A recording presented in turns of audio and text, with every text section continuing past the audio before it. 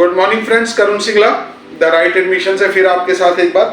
तो नीट का फॉर्म जैसे कि आपको पता है कि निकल चुका है 6 मार्च से 6 अप्रैल तक। राइट, एक मोस्ट अवेटेड होता है ये प्रोडक्ट मेडिकल स्टूडेंट्स के लिए, क्योंकि ऑल ओवर इंडिया में एक ही एग्जाम होता है नीट का।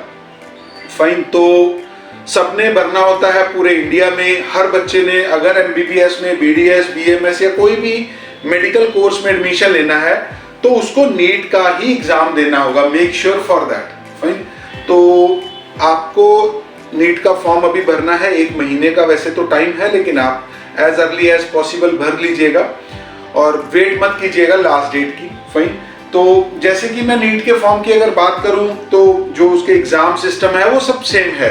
फाइन, उसमें गवर्नमेंट ने कोई चेंजेस नहीं की। 3 घंटे 20 मिनट का ही एग्जाम होगा।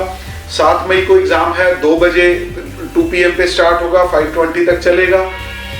फाइन, आपको 1 बजे रिपोर्ट करना रहता है एग्जाम सेंटर पे, तो आपको वही, उसमें कोई खास चेंजेस नहीं की हैं। तो कुछ बेसिकली इंस्ट्रक्शंस हैं जो बहुत जरूरी हैं, बिकॉज आपकी आगे की जर्नी, मेडिकल एडमिशन की जर्नी आज के नीट के फॉर्म पे बेस रहेगी। फाइन, तो कुछ चीजें ऐसी हैं जो आपको ध्यान से भरनी है। साथ साथ हम आपको एक्सप्लेन भी कर रहे हैं, मैं आपको बोल के भी बताता रहूंगा जो मेरे को पॉइंट इंपॉर्टेंट याद आएंगे। सबसे पहले तो जब हम फॉर्म भरने की कोशिश करते हैं तो हमारे दिमाग में आता है कि शायद हमसे भरा नहीं जाएगा। हम किसी साइबर कैफे वगैरह में अप्रोच करते हैं। कोशिश कीजिएगा उसको अवॉइड कीजिएगा। साइबर कैफे वाले, वहां पे कई बार रश होता है और वो लोग, उसके अंदर इतनी सीरियसनेस नहीं होती है। नो डाउट उनका एक्सपीरियंस होता है, बट वो कई बार बहुत जल्दबाजी में फॉर्म भरते हैं। चलिए, अगर आपको भरना ही पड़ रहा है तो मेक श्योर आप उनके साथ बैठ के अच्छे से भरिएगा। जहां जहां भी फोन नंबर और ईमेल आईडी की रिक्वायरमेंट हो वो आप अपनी दीजिएगा, ना कि साइबर कैफे वाले की। अगर आपके पास ईमेल आईडी नहीं है तो काइंडली उसको बोलिएगा कि पहले आपकी ईमेल आईडी बना दे। उस ईमेल आईडी को ही अपने फॉर्म में भरिएगा, क्योंकि जब हम पासवर्ड वगैरह रखते हैं, जब फॉर्म भरेंगे तो एक पासवर्ड जनरेट करना पड़ता है, तो वो पासवर्ड खुदा ना खास्ता रीसेट करना पड़ता है, तो उसके जो ओटीपीज आते हैं वो उसी फोन नंबर और ईमेल आईडी पे आते हैं। तो ये बहुत इंपॉर्टेंट है। मैंने पास्ट हिस्ट्री में देखा है कि कई बार लोग साइबर कैफे वगैरह से भर लेते हैं, मौके पे कई बार उसकी शॉप बंद है या वो उसने काम बंद कर दिया या कोई भी XYZ प्रॉब्लम आती है तो हमें दिक्कत आएगी। तो मेक श्योर खुद भरिए या किसी ऐसे साइबर कैफे पे भरिए जो रिलायबल हो और जो आपके फोन नंबर और ईमेल आईडी यूज करे। अभी नेक्स्ट अगर हम बात करें कि जो इंपॉर्टेंट पॉइंट्स हैं, जो ध्यान में रखने वाली बात है, तो सबसे पहले है कैटेगरी। तो मेक श्योर कि जब आप अपनी कैटेगरी सेलेक्ट करें तो ध्यान से करें, बिकॉज कैटेगरी एक ही बार सेलेक्ट होगी। अगर उसमें चेंजेस कल को नहीं हो पाएंगे। भाई, अगर आप जिस भी कैटेगरी से बिलोंग करते हो तो आप उस चीज को ध्यान रखिएगा। जो भी इसमें डॉक्यूमेंट्स हैं, जो भी कैटेगरी के डॉक्यूमेंट्स रिक्वायर्ड होते हैं, उसमें एक डेडलाइन दी हुई है 1 अप्रैल 2022। फाइन, लास्ट ईयर, मतलब याद रखिएगा 2023 चल रहा है, 2022 1 अप्रैल 2022 के बाद के डॉक्यूमेंट होने चाहिए। फाइन, अगर हम कोई कैटेगरी की बात करें, है ना, कोई रेजिडेंस की बात करें या कोई आपके पास कोई भी आप कोटा क्लेम करना चाहते हो, तो मेक श्योर कि आपके डॉक्यूमेंट 1 अप्रैल 2022 के बाद के हो। दूसरी बड़ी बात, अगर आपने कोई भी कैटेगरी एक बार सिलेक्ट की है तो वो कैटेगरी चेंज नहीं होगी।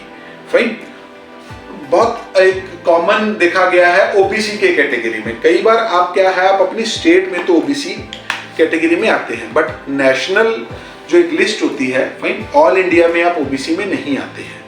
तो उस बात का ध्यान रखिएगा। अगर आप नेशनल में ओबीसी कैटेगरी में आते हैं तो ही अपने आप को ओबीसी भरिएगा। ओबीसी बहुत बड़ा बेनिफिट नहीं है, इस चीज का ध्यान रखिएगा। ओबीसी और जनरल की मेरिट अमूमन सेम ही रहती है, तो किसी भी सूरत में वो नुकसान मत कर लीजिएगा।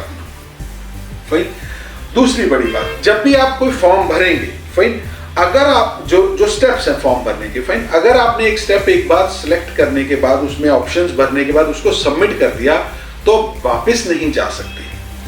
जब भी आप एक एक स्टेप बाय स्टेप फॉर्म भरें तो काइंडली जब आप सबमिट करें तो उसको ध्यान से करें, आपके पास वापस जाने की ऑप्शन नहीं आएगी। ये नहीं होना चाहिए कि आपने गलत कर दिया। उसके बाद एक बहुत इंपॉर्टेंट प्रोडक्ट है मीडियम ऑफ एग्जाम। फाइन।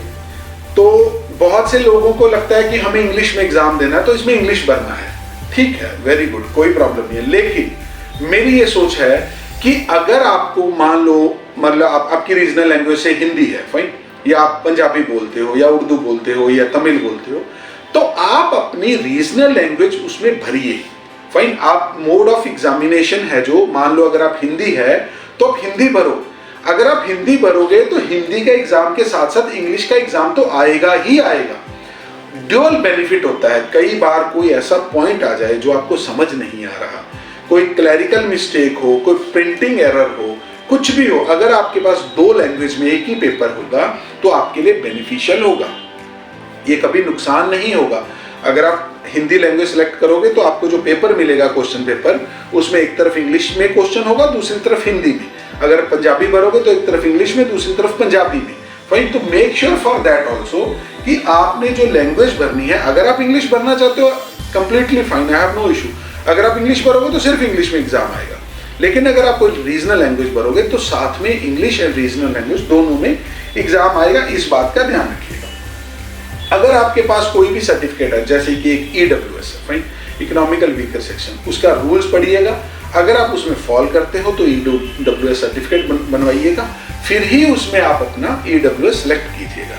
कहीं ऐसा ना हो कि आप गलतफहमी में या जल्दबाजी में वो कर लें, बाद में प्रॉब्लम का विषय बन सकता है। अगर कोई भी आपको नीट के फॉर्म भरने में कोई भी प्रॉब्लम आ रही है, आप कभी भी हमारी टीम से कांटेक्ट कर सकते हैं, हमारे नंबर्स चल रहे हैं नीचे, भाई आप हम आपका फॉर्म भी भर सकते हैं। जो स्टूडेंट हमारे साथ ऑलरेडी रजिस्टर हो चुके हैं उनका फॉर्म वगैरह तो सब हम ही भर रहे हैं। लेकिन अगर आपको कोई हेल्प की जरूरत हो, आप हमसे जुड़ना भी चाहते हो, it's right time, because NEET का फॉर्म आ चुका है और स्टेट्स के फॉर्म आने शुरू होने वाले हैं। 2 फॉर्म ऑलरेडी निकल चुके हैं। तो अगर आपको ऐसी रिक्वायरमेंट हो तो आप हमसे जुड़ सकते हैं। हमारी सर्विसेज अवेलेबल है, हम ऑनलाइन ऑफलाइन प्रेजेंट हैं। अगर आपको ये वीडियो अच्छा लगा तो आप वीडियो को सब्सक्राइब कर सकते हैं। हम आपको फ्यूचर में भी ऐसी सारी इंफॉर्मेशन देते रहेंगे जो आपके बच्चे के एडमिशन के लिए रिक्वायरमेंट हो। Till the time, thank you so much, जय हिंद।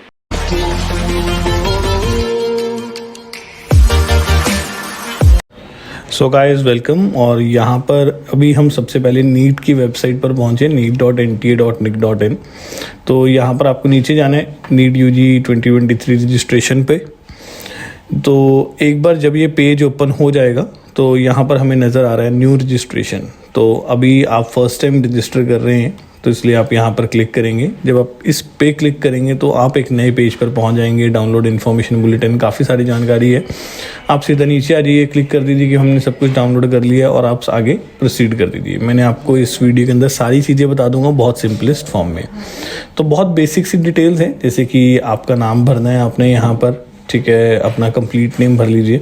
फिर उसके बाद आपने अपने फादर का नेम, मदर का नेम, है ना, और जो बाकी सारी डिटेल्स होती हैं कि डेट ऑफ बर्थ एंड ये सारी चीज़ें आपको यहाँ पर फिल आउट करनी होंगी। तो मैं यहाँ पर इसको सबको एक एक करके धीरे धीरे भरता जा रहा हूँ। तो अगर आपको कोई भी डाउट आएगा तो आप मेरे से गिवन नंबर्स पर कांटेक्ट कर सकते हैं हमारे। तो यहाँ पर सबसे पहले हमने डेट ऑफ बर्थ डाल दी है अपनी, है ना, जो भी आपकी डिटेल्स हैं आप उसको डालिए। उसके बाद आप अपना यहाँ पर नीचे जाके जेंडर सेलेक्ट करेंगे। जेंडर सेलेक्ट करने के बाद आपको नेशनैलिटी सेलेक्ट करनी होगी। तो नेशनैलिटी सेलेक्ट करने के बाद ये एक बहुत ही बेसिक सा इंपॉर्टेंट है कि आप किस तरह की आइडेंटिटी वहाँ पर लेकर जाने वाले हैं। तो यहाँ पर आप देख लीजिए कि अगर आप क्या लेकर जा रहे हैं, बहुत सारे डॉक्यूमेंट्स हैं। तो मैंने यहाँ पर आधार कार्ड को ही सिलेक्ट किया है। तो आधार कार्ड का नंबर आप यहाँ पर इंसर्ट कर दीजिए जो भी आपके पास अवेलेबल है। यहाँ पर और भी जैसे ऑप्शन थे, बट आधार कार्ड मेरे को सबसे बेस्ट ऑप्शन लगा इधर। फिर उसके बाद वो पूछ रहे हैं कि भाई आपका जो एड्रेस क्या है। तो मैं यहाँ पर चाहता हूँ आप सबको कि भाई आप यहाँ पे बहुत ध्यान दीजिए, बिकॉज़ यहाँ पर जो भी एड्रेस आप भरने वाले हैं वो बाद में चेंज नहीं होगा। बहुत सारे बच्चे ऐसे थे जिन्होंने पंजाब का एड्रेस ना भरकर कोई और एड्रेस भरा था, बट उनको इस वजह से पंजाब के अंदर एडमिशन नहीं मिल पाई। तो अपना परमानेंट एड्रेस बहुत सोच समझ के बनाइए। अगर आपके पास मल्टीपल एड्रेसेस हैं तो बहुत वाइजली अपने एड्रेस को चूज़ करिए, बिकॉज अगर आपने एक बार भी यहाँ पर गलत एड्रेस चूज़ किया तो हो सकता है कि वो स्टेट में आपको as a domicile holder consider ना किया जाए। तो जिन भी बच्चों के पास मल्टीपल स्टेट्स के एड्रेसेस हैं और वो उनको लगता है कि उनके स्कोर क्या आने वाले हैं, तो वो हमारे साथ डिस्कस करें, हम उन्हें बताएंगे कि उनको कहाँ पर जाना चाहिए। बट ये सारी की सारी सर्विसेज हमारे सिर्फ और सिर्फ प्रीमियम पेड कस्टमर्स के लिए ही हैं।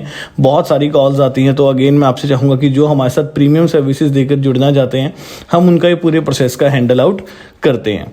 तो चलिए यहाँ पर जैसे कि हमने अपनी बेसिक सारी डिटेल्स वगैरह भर दी हैं, तो अब वो आपसे पूछेगा कि भाई आपका नीचे जो एड्रेस है क्या वो सेम है। तो अगर आपका वो नीचे वाला एड्रेस सेम है तो आप ये सेम पे क्लिक कर दीजिए, और अगर आपका अलग है तो आप यहाँ पर अपनी न्यू डिटेल्स भर देंगे। अब यहाँ पर बारी आती है पासवर्ड क्रिएट करने की। तो पासवर्ड क्रिएट करने के लिए वो कहता है कि एक तो कोई स्पेशल कैरेक्टर होना चाहिए, जैसे कि स्टार है ना, या हैशटैग इस तरह से। और वो कहता है कि एक अपर केस का लेटर होना चाहिए, यानी कि कैपिटल लेटर होना चाहिए, एक लोअर केस का लेटर होना चाहिए, यानी कि स्मॉल अल्फ़ाबेट्स में होना चाहिए, एक अगेन कैरेक्टर आना चाहिए, जैसे कि @ लगा लिया, कोई न्यूमेरिकल वैल्यू आनी चाहिए, जैसे कि 5, 7 कुछ भी आप न्यूमेरिकल वैल्यू को डालिए, और मिनिमम 8 लेटर्स का होना चाहिए, और 8 से 13 लेटर्स के बीच में आपका पासवर्ड होना चाहिए।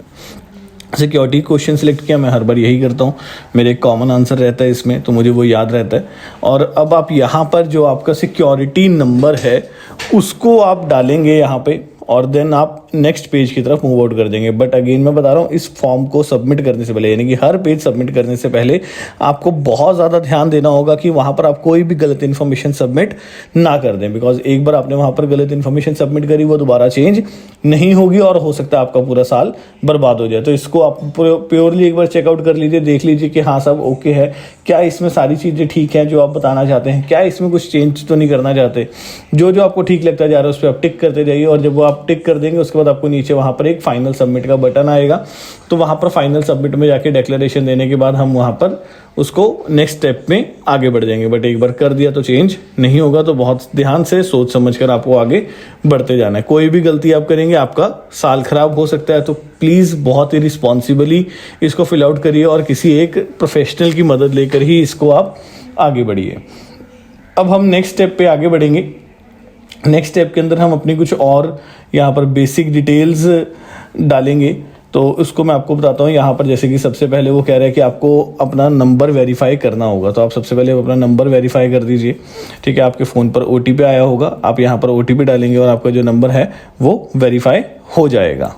सो गाइस, जब एक बार आपका पासवर्ड सेट हो गया है, आपका OTP हो गया है, तो अब आप आगे बढ़ेंगे यहाँ पर। तो यहाँ पर अपना एप्लीकेशन नंबर को पक्का नोट डाउन कर लीजिए, बिकॉज बहुत इंपॉर्टेंट चीज़ है, आगे भी काम आएगी, यही आपके लॉगिन ID का काम करेगी, और जो आपके पास मैसेज आया था उसके अंदर भी आपको मिल जाएगा, तो सेव करके रख लीजिए। तो कंप्लीट द एप्लीकेशन फॉर्म पे क्लिक किया, आगे बढ़ेंगे। यहाँ पर हमारी अब पर्सनल डिटेल्स हमें ये सारी फिल आउट करनी है, तो मैं पर्सनल डिटेल्स पे क्लिक कर दूंगा। पर्सनल डिटेल्स पर क्लिक करने के बाद मेरे पास कुछ चीज़ें ऑलरेडी भरी हुई आएंगी, बिकॉज मैंने उसको स्टेप 1 में फिल आउट कर दिया था, जैसे कि my name, date of birth है ना, जेंडर, पेरेंट्स के बारे में जो बेसिक डिटेल्स होती हैं। तो नेशनैलिटी ऑलरेडी सिलेक्ट हो रखी थी। वो पूछ रहे कि आपने अपनी 12th कहाँ से करी, तो जहाँ से भी आपने करी है आप वहाँ पे उस स्टेट को ऐड ऑन कर देंगे। कैटेगरी क्या है, कैटेगरी को बहुत सोच समझ के चूज़ करिए, बिकॉज एक बार भी जो चूज़ करी गई कैटेगरी है वो दोबारा से चेंज नहीं हो सकती। और अगर आप स्टेट के OBC हैं, सेंट्रल लिस्ट में नहीं आते, तो आपको यहाँ पर जनरल ही सिलेक्ट करना होगा। वो पूछ रहा है कि क्या आप डिसेबिलिटी में आते हैं, हमने लिखा नो। तो अगर आप आते हैं तो आपको वहाँ पर उसके प्रूफ भी देने पड़ेंगे। तो डायबिटिक में लिख दिया नो। कह रहे कि आपके जो प्लेस ऑफ रेजिडेंस है वो शहर में है या गाँव में है, तो हमारी शहर में, तो मैंने अर्बन लिख लिया। इनकम को बहुत ही सोच समझ के चूज़ कीजिए, बिकॉज यहाँ पर आप जो इनकम चूज़ करेंगे उसी के बेसिस पर आपको आगे काउंसलिंग में पार्टिसिपेशन भी मिलेगी। तो आप बहुत सोच समझ के चूज़ करिए, आपको डॉक्यूमेंट्स भी देने पड़ सकते हैं। तो अगर आप EWS में आते हैं तो आप 8 लाख से नीचे वाली इनकम को चूज़ करना। तो आप किसी तरह की माइनॉरिटी को अगर बिलोंग करते हैं तो आप येस कर दीजिए। येस करने के बाद आपको वहाँ पर बहुत सारे कैटेगरीज नज़र आ रही होंगी, तो जैसे कि अगर आप नहीं करते तो आप वहाँ पर नो कर देंगे। देन वो आपसे पूछ रहे हैं कि क्या आप कोई इस तरह का उसने आपने कंट्री पूछी। देन वो उसके बाद आपसे पूछ रहे कि क्या आप कोई ऐसा ड्रेस कोड पहन कर आएंगे कि जो कॉन्ट्ररी हो, जो नीट के ड्रेस कोड के अलावा हो। तो नहीं, जैसे कि अगर आप मान लीजिए कि बुरखा वगैरह इस टाइप से, तो नहीं, हम वो नहीं कर रहे है ना, हम नीट के ड्रेस कोड को फॉलो कर रहे हैं यहाँ पर। तो हमने यहाँ पे ये कर दिया। देन आपका मोड ऑफ स्टडी क्या था, तो मैंने यहाँ पे सेल्फ स्टडी डाल दिया। आप चाहें तो ट्यूशन वगैरह कुछ भी डाल सकते हैं। सेल्फ स्टडी सबसे सेफेस्ट होता है, इसमें कभी भी कोई प्रॉब्लम नहीं आती। तो अगर आप कोचिंग वगैरह ले रहे हैं तो आप वो भी डाल सकते हैं, कोई ऐसी प्रॉब्लम नहीं है। तो यहाँ पर मैं सिक्योरिटी पिन डालने के बाद सेव एंड नेक्स्ट किया, तो मैं आगे बढ़ जाऊँगा। आगे बढ़ने पर वो मेरे से कुछ और बेसिक डिटेल्स लेगा, जैसे कि मेरे आधार कार्ड के बारे में, तो आधार कार्ड है मेरे पास, मैंने यहाँ पर आधार कार्ड को येस किया। अब अगले स्टेप में वो मेरे से पूछेगा कि क्या हमारे पास आधार कार्ड का नंबर इस समय प्रेजेंट है, तो येस हम यहाँ पर उनको ये बताएंगे कि हाँ जो मेरे आधार कार्ड की डिटेल्स हैं वो मेरी एक्चुअल डिटेल्स के साथ मैच करती हैं और मैं अपना आधार कार्ड आपके साथ शेयर करने के लिए रेडी हूँ। तो यहाँ पर हम जो पहला पॉइंट है आई वॉलंटरली एग्री, उस पर क्लिक करेंगे। देन आगे बढ़ेंगे, आगे बढ़ने के बाद हमसे हमारा आधार कार्ड नंबर मांगेगा, हम यहाँ पर अपना आधार कार्ड नंबर डालेंगे। तो ध्यान रखिए आप अपना आधार कार्ड नंबर जो डाल रहे हो बिल्कुल सही होना चाहिए, वो सारे फ़ोन नंबर्स के साथ प्रॉपरली लिंक्ड होना चाहिए, बिकॉज ये वहाँ पे वेरीफाई करते हैं। तो यहाँ पर अगेन मैं से कन्फर्म करके सिक्योरिटी पिन डाल दिए और आगे बढ़ता हुआ जाऊँगा। तो यहाँ पे जब हमारा सिक्योरिटी पिन मैच हो जाएगा, सिक्योरिटी पिन मैच होने के बाद हम अगले स्टेप की तरफ बढ़ जाएंगे। तो अब हमने जब यहाँ पर अपना स्टेप वो वाला कंप्लीट कर लिया था, अब आगे वाले स्टेप में बढ़ेंगे। वो पूछ रहा है कि यहाँ पर उसका बेसिक पर्पस ये है कि आप कहाँ पर अपना एग्ज़ाम देना चाहते हैं और किस मोड में, किस मीडियम में आप अपना एग्ज़ाम देना चाहते हैं। तो यहाँ पर मैंने इंग्लिश मीडियम सेलेक्ट किया। आप हिंदी करेंगे तो इंग्लिश सबके साथ मिलेगा ही मिलेगा, तो आई प्रेफर कि आप अपनी रीजनल लैंग्वेज को सिलेक्ट करें, बिकॉज इंग्लिश तो वहाँ पर हर एक के साथ आना ही आना है। तो यहाँ पर आप अपनी सिटी सेलेक्ट करिए। बेसिकली जो आपकी पहली सिटी होगी, ठीक है, वहीं पर 99% चांसेस हैं कि आपको अपना जो सेंटर है वो अलॉट हो जाएगा। बट इन एनी केस मान लीजिएगा अगर वो बहुत ओवर क्राउडेड होता है तो अपने आसपास की एक और सिटी को सिलेक्ट करिए जो आपके घर से बहुत ज़्यादा दूर ना हो, जहाँ पे आपका ट्रैवलिंग टाइम कम से कम हो। देन यहाँ पर आपको अपने फादर की ऑक्यूपेशन बतानी है, ठीक है, और यहाँ पर आप अपने फादर की ऑक्यूपेशन बताएंगे तो फादर की ऑक्यूपेशन बताने के बाद आपको वही मदर की ऑक्यूपेशन बतानी है, क्वालिफिकेशन बतानी है, ठीक है, दोनों के केसेस में। तो मैंने यहाँ पर हरियाणा सेलेक्ट किया हुआ था। अब मैं नेक्स्ट स्टेप की तरफ मूव आउट कर गया यहाँ पर। तो यहाँ पर हमने अपने फादर की सबसे पहले ऑक्यूपेशन सेलेक्ट करी कि वो क्या ऑक्यूपेशन कर रहे हैं। देन उसके बाद हमने क्वालिफिकेशन सेलेक्ट करी और इसी तरीके से आपने मदर के लिए भी यही सेम टू सेम प्रोसीजर को फॉलो करना है। एक बार जब आपने उसको फॉलो कर लिया तो आप आगे बढ़ सकते हैं। तो यहाँ पर ऑक्यूपेशन में जैसे कि कई लोग होते हैं जहाँ पर वो हाउसवाइफ का कॉलम ढूंढते हैं, तो सबसे नीचे आता है अदर्स के अंदर। अदर्स के अंदर क्या है, ऑलरेडी इंक्लूडिंग हाउसवाइफ उन्होंने लिखा हुआ है। तो आप यहाँ पर सबसे नीचे जाएंगे जब, तो आपको सबसे नीचे जाकर कॉलम नजर आ जाएगा, सबसे लास्ट में अदर्स वाले कॉलम में इंक्लूडिंग हाउस वाइफ। तो आप देख लीजिए यहाँ पर हमने उसको सिलेक्ट कर लिया है। तो मदर की क्वालिफिकेशन डालेंगे आप वहाँ पर। फिर उसके बाद आपको पिन एंटर करना होगा। तो जो भी आपका पिन है आपने उसको वहाँ पर डालना है, सिक्योरिटी पिन को, और देन सेव एंड नेक्स्ट अगले पेज पर चले जाना है। तो हर चीज़ को बहुत सोच समझ के डालिए, बिकॉज ये सारी चीज़ें आपके आगे काउंसलिंग में भी आपको काम आने वाली हैं।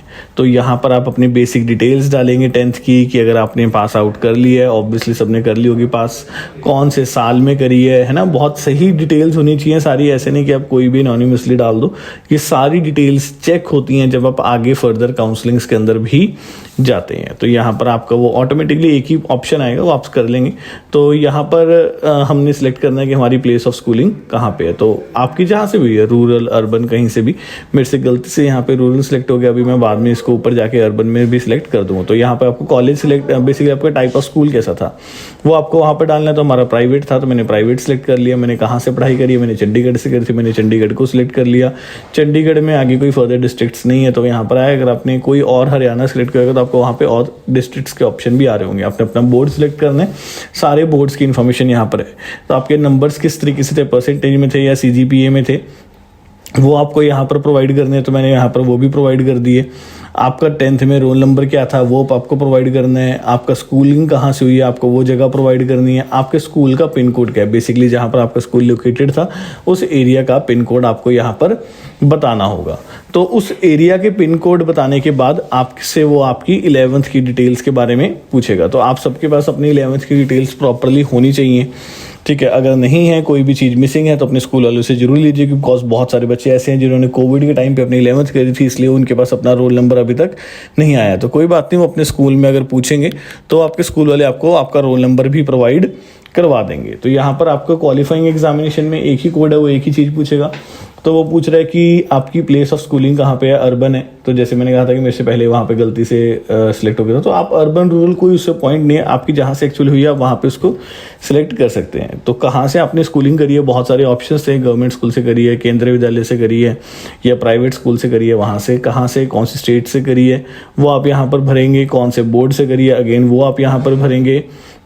उसके बाद आपका जो रिजल्ट है वो आपको किस फॉर्म में मिला था, परसेंटेज में मिला था या सीजीपीए में मिला था। तो मेरे को परसेंटेज में मिला था, मैंने परसेंटेज भर दी, कितने मार्क्स आए आपको वो सारी डिटेल्स यहाँ भरनी है, और रोल नंबर भरना है। रोल नंबर ऐसे ही अपने आप कोई भी मत भर देना, ठीक है। जो स्कूल वालों से अलॉट हुआ था वही होगा। अगर स्कूल वालों ने आपको 11वीं के अंदर कोई स्कोर कार्ड वगैरह नहीं पकड़ाया था तो उनसे जाके पूछो कि भाई मेरा रोल नंबर क्या था, वो आपको 100% इन्फॉर्मेशन दे देंगे। यहाँ पे आप अपने स्कूल का पिन कोड भरना है, तो आप यहाँ पर अपने स्कूल का पिन कोड भरने के बाद आप नेक्स्ट स्टेप पे मूव आउट कर लेंगे। नेक्स्ट स्टेप पे मूव आउट करते ही आपका आ जाएगा 12th का। 12th में आप अपीयरिंग है या पास्ड हैं। तो यहाँ पर बहुत सारे बच्चे ऐसे होंगे जो फर्स्ट टाइम 12th का एग्जाम देने जा रहे हैं, तो वो अपीयरिंग भर देंगे, और अगर वो पास भरेंगे तो उनको वहाँ पर और दूसरी चीज़ें बतानी पड़ेंगी।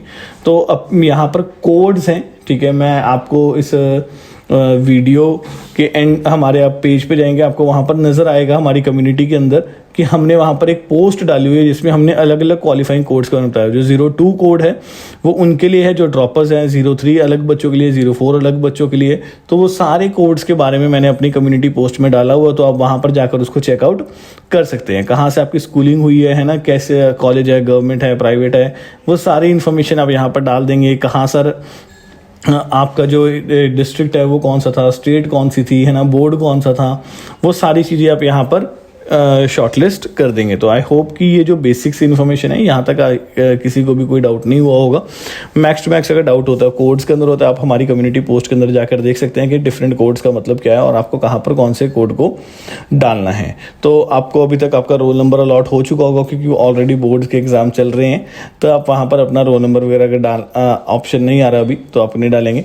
स्कूल का नाम डाल देंगे, है ना, और जो भी आपका एड्रेस है वो सारा आपको जो स्कूल का बेसिकली जो स्कूल का पिन कोड आपको वो यहाँ पर डालना है। देन उसके बाद आपका नेक्स्ट स्टेप आ जाएगा, आपको सिक्योरिटी पिन के अंदर डालना होगा। सिक्योरिटी पिन डालने के बाद आप अपने नेक्स्ट स्टेप पे मूव कर जाएंगे। तो चलिए मैं आपको नेक्स्ट स्टेप के बारे में भी एक बार बता देता हूँ। So now moving towards our next step. तो यहाँ पर वो आपसे बेसिकली पूछ रहा है कि भी क्या आपके कोई ट्विन सिस्टर ब्रदर हैं या ना कोई ऐसा बच्चा है जो आपके साथ बिल्कुल शक्ल मिलती है। तो यहाँ पर हम नो डाल दिया हमने। देन एडिशनल डिटेल्स वो मांग रहा है, वो पूछ रहा है कि क्या आज से पहले आपने कभी नीट का एग्ज़ाम दिया है। तो अगर आप फर्स्ट टाइम दे रहे हैं तो येस आप लिख देंगे, नहीं मैंने मतलब अगर आप फर्स्ट टाइम दे रहे हैं तो आप वहाँ पे नो कर देंगे, और अगर आपने इससे पहले भी दिया तो आप येस कर देंगे। अगर आप येस करते हैं तो वो पूछेगा कि कितनी बार पहले आप ऑलरेडी नीट का एग्ज़ाम दे चुके हैं इससे पहले। तो यहाँ पर मैंने नो किया और मेरा प्लेस ऑफ बर्थ इंडिया था, तो यहाँ पे इंडिया को सिलेक्ट किया। स्टेट मेरी चंडीगढ़ थी तो मैंने इसको चंडीगढ़ को सिलेक्ट किया।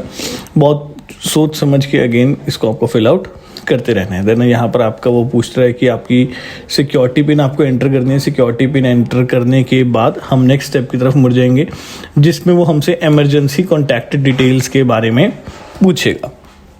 तो इमरजेंसी कॉन्टैक्ट डिटेल्स में आप अपने कंट्री कोड बेसिकली इंडिया का नंबर है, ठीक है। उसके बाद आप किसी का मोबाइल नंबर यहाँ पर ऐड ऑन कर देंगे। तो मोबाइल नंबर ऐड ऑन करने के बाद आप यहाँ पर बेसिक डिटेल्स के ऊपर आगे आगे मूव आउट करते जाएंगे। तो मैं इस डिटेल्स को फिल आउट कर चुका हूँ ऑलरेडी। तो मैं आपको सीधा नेक्स्ट स्लाइड के अंदर दिखाता हूँ कि क्या क्या होने वाला है डॉक्यूमेंट्स अपलोड के अंदर। जब आप एक बार अपनी इमरजेंसी कॉन्टैक्ट डिटेल्स भर देंगे, वहाँ पे OTP आएगा, उसको वेरीफाई कर देंगे, तो अगले स्टेप पे आप आ जाएंगे इसके डॉक्यूमेंट्स अपलोड वाले पार्ट पे। तो मैंने सारे डॉक्यूमेंट्स अपलोड ऑलरेडी कर दिए हैं, ठीक है। और मेरी कम्युनिटी पोस्ट के अंदर लिस्ट ऑफ डॉक्यूमेंट्स भी दी गई है जहाँ पर आपको बताया गया है कि कितने डॉक्यूमेंट्स हैं, किस फॉर्मेट के अंदर हैं। तो मेरे डॉक्यूमेंट्स ऑलरेडी अपलोडेड थे ताकि ये वीडियो लंबी ना हो और ज़्यादा, तो मैंने यहाँ पर कर दिया था। अब इसके बाद आपका आता है फाइनल सबमिट। ये आपका फाइनल फॉर्म है, आपको बहुत ही वाइजली इसको फिल आउट करना है। अगर इसमें कोई भी गलती हो गई है तो दोबारा से ठीक नहीं हो पाएगी। तो अगेन मैं रिपीट कर रहा हूँ, इसके बाद आप अपनी कोई भी डॉक्यूमेंट के अंदर चेंजेस नहीं कर पाएंगे। वहाँ पर हम टिक मार्क कर रहे हैं कि ये सारी चीज़ें हमारी सही हैं, आई एग्री, और फाइनल सबमिशन। तो बहुत सोच समझ कर करना है आपको फाइनल सबमिशन। फाइनल सबमिशन के बाद आपके पास ऑप्शन आएगा सिर्फ और सिर्फ फीस पेमेंट का। तो बल्कि यहाँ पर एक छोटा सा प्रॉब्लम ये होता है कि मैंने ईमेल आईडी स्टार्टिंग में वेरीफाई नहीं करी थी, इसलिए वो मुझे यहाँ पर ये कह रहा है कि आप अपनी ईमेल आईडी को भी वेरीफाई करिए। तो यहाँ पर जब मैं क्लिक करूँगा तो मेरी ईमेल आईडी ऑटोमेटिकली वेरीफाई होने के लिए आ जाएगी। वहाँ पर एक OTP आएगा। OTP फिल आउट करने के बाद मैं यहाँ पर अपनी पेमेंट प्रोसेस के ऊपर आगे वर्कआउट करूँगा। तो ओके, तो जब आपने यहाँ पर पेमेंट के ऊपर अब आप आ जाएंगे, अपने ईमेल आईडी को वेरीफाई कर दिया, तो लास्ट स्टेप है पेमेंट का। तो ऑनलाइन मोड ऑफ पेमेंट होती है। ऑनलाइन मोड में बहुत सारे ऑप्शंस हैं, debit card, credit card, UPI, net banking. तो आप किसी भी मोड से ये पैसे पे कर सकते हैं और ये जो पैसे हैं ये नॉन रिफंडेबल हैं। तो यहाँ पे बहुत सारे ऑप्शंस हैं बैंक के। मेरे को HDFC का पेमेंट गेटवे बढ़िया लगता है, वहाँ पर पेमेंट्स नहीं स्टक होती, तो मैंने उसको कर लिया। इट डजेंट मैटर आपका जो बैंक पेमेंट कौन से बैंक से कर रहे हैं, है ना। आप कहो कि सर हमारे पास तो इनमें से किसी भी बैंक का अकाउंट नहीं है, तो इट डजेंट मैटर। आप चाहें तो किसी भी आपका बैंक किसी का भी हो, है ना। चाहे मान लीजिए कि आपका एक्सिस बैंक है, तो आप चाहें तो फिर भी HDFC वाले गेटवे की मदद से पेमेंट कर सकते हैं। तो यहाँ पर मैंने UPI की मदद ली थी पेमेंट करने के लिए, और जब आपका ये सारा प्रोसेस हो जाएगा पेमेंट का, तो आपका ये फॉर्म कंप्लीट हो जाएगा, आपके पास कंफर्मेशन पेज डाउनलोड हो जाएगा आपकी ईमेल पे। तो उसकी 2-3 कॉपीज़ भी जरूर करके रखिए। तो अगर इसके बाद भी आपको कोई डाउट्स होंगे तो आप हमको गिवन नंबर्स पर कॉल कर सकते हैं। Till then take care, bye bye, thank you. और यहाँ पर आपके पास लास्ट में मैंने आपको लिस्ट ऑफ डॉक्यूमेंट्स दोनों शो कर दी हैं, तो आप चाहें तो ये दोनों लिस्ट की स्क्रीनशॉट भी ले सकते हैं, अदरवाइज़ हमारी कम्युनिटी पोस्ट पे जाकर भी इसको देख सकते हैं।